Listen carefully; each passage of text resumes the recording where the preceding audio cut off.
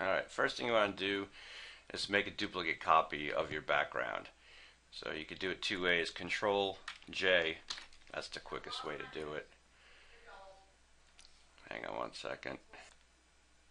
Okay. By having that layer, you can call this, I don't know, blemishes, whatever you're working on, you can just create a layer and work on it. Whenever you have to take from one place to another from that layer, you need to create a layer. If you just want to, you know, take away blemishes and stuff, you could just actually make a blank layer by clicking this button down here, and then when you zoom in, use your spot healing brush. Make sure it's on content aware and normal, and then you can, let's see here, make it smaller. Get rid of this hair just by going like that. And what you've got now is you've got a separate layer that's separate. So you can call this one blemishes. Just double click on it. You can call it blemishes, hair, whatever you're actually working on, that particular layer. And then when you hide it, you can see before and after. Okay, so you can use the spot healing brush for any of, I wouldn't use it, well, you could try something like that. That might clean it up a little bit, all these little spots. Little things like that. If you want to keep that on there, little red spots here. It's a pretty nicely lit shot, so you don't have a lot of little things to have to go and fix. But God, she's got some hair on her face. Holy shit. Alrighty. Alright, so we get stuff like that. Same thing with the eyes. Take the little brush. What I like to do is zoom in and make it just as wide as the vein, and just go like this for some of the ones that are really noticeable. And you don't have to get rid of them 100%, but it's, it just cleans up the eye a little bit. I'm hitting the space bar to get that hand to pan. And then if they wear contact lenses, she doesn't have any on here, but you can usually see a ring, and then that'll help clear that up too. So content aware on your spot healing brush. Alright, and let's see, all these wrinkles for it. There's not a lot here. That's kind of a big space to try to mess with. So I'd come back to this layer right here, take the patch tool, and then what I would do is I would outline and find and just go over another area that looks good and let go. And now you've got a nicer blend, and you won't have any of those markings sometimes that the spot healing brush will give you, and it keeps the texture of the skin.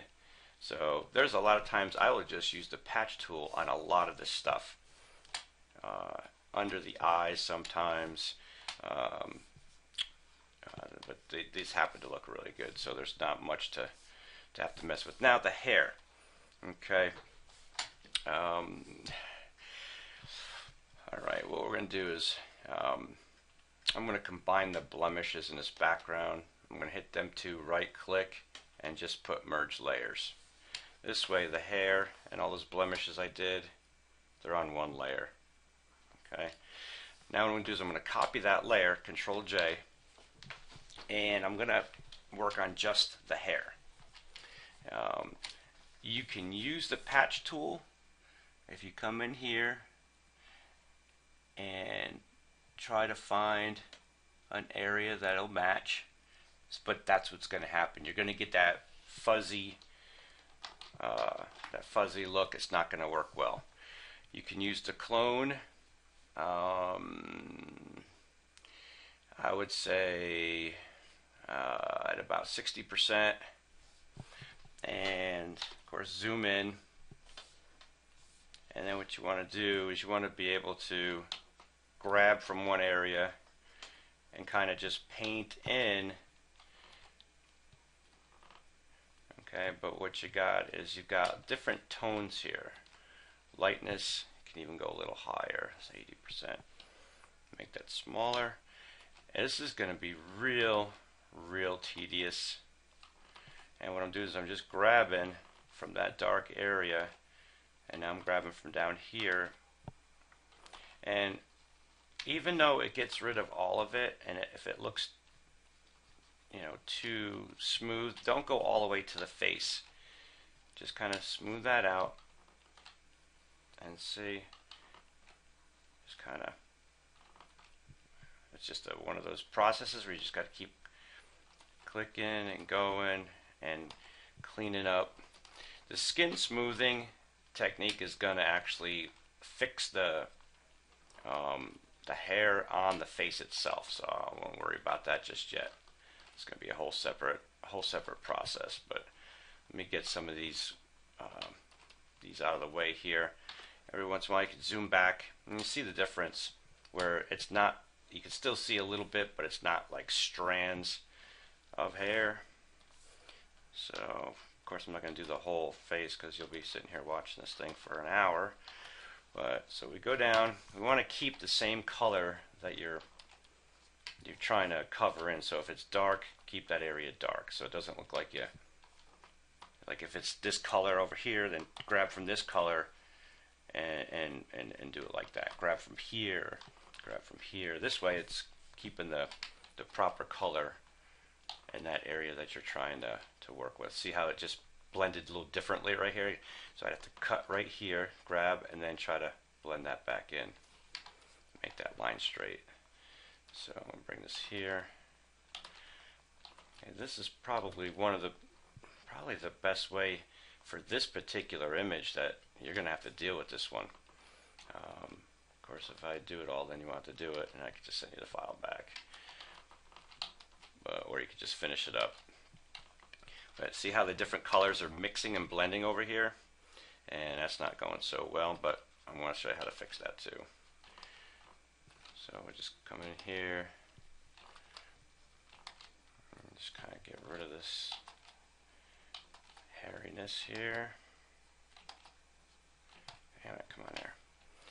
Alright, when you get these two tones that are blending like this, take the opacity to 50% and kind of bring some over and bring some in, and they kind of blend together. Okay, if you want to darken or lighten, so if I want to go from the dark side and darken, or if I want to come from the light side and lighten, I come to lighten and go click, and then it'll give me a nice soft lighten, and I can blend it, and then when you pull back you're not going to see it. But to see the before and after, see the hair and then it's gone, that's quite a difference. But yeah, the other technique I was going to show you is not going to allow this particular image to work well, which is outlining it and creating like a blur effect because you got too many things going on. Actually, there's not that much more, so I hit the Z key to get my zoom feature and then just drag it. And I hit Alt. That's going to give me that crosshair there. You press click, that grabs the color, and then you just brush over. Oops. Control, there we go. There. Let's go. I'm at 50%. I'll go back up so I can. What's going on here? Am I in the wrong layer?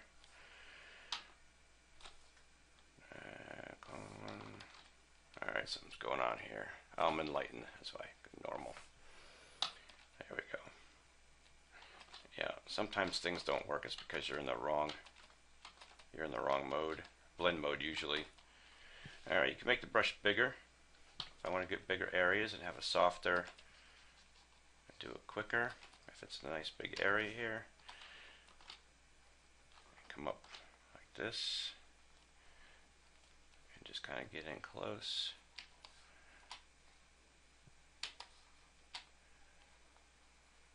Also make it look easy too, because I'm using a tablet. I don't think I'd be able to be this quick with a mouse. Of course I was at one point, but I've gotten much better with this. I get this little hair here and just follow it around. I mean, the bigger areas, use a bigger brush. Kind of just smooth that. And alright, I think that's going to be it over here. We're going to do the hairs on the face in a minute. Okay, so that's, we didn't do up here yet. Okay.